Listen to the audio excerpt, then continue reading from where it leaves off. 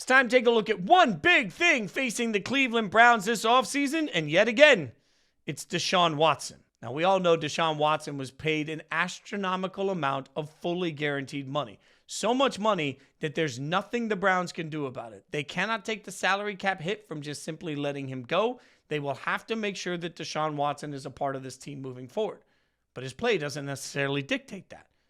The presumption was, just talking about football here, that Deshaun would at some point be able to go back to who he was when he first came into the league, which at the time arguably looked like a top 5 quarterback. There's a reason that there were teams willing to trade for Deshaun no matter what, and it's because of the greatness that he displayed on the field. Right or wrong, there were teams willing to do that.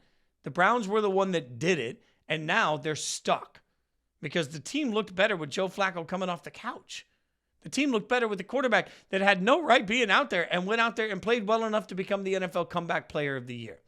Kevin Stefanski has proven himself to be a really good coach. And there are weapons on this team that you should look around and say, yeah, we should be winning football games. The Browns look overall, not just on the defensive side of the ball where Myles Garrett is absolutely untouchable. They look overall like a team that's talented enough to make deep playoff runs. But they don't have the quarterback to do that. If, and this is a huge if, Deshaun can even stay healthy, how much rust is on there, or is he just no longer any good? These are questions that the Browns have to answer, but they're afraid to answer because no matter what the answer is, they still have to spend the money. It leaves them in the worst place you could possibly be, hopeless at the quarterback position.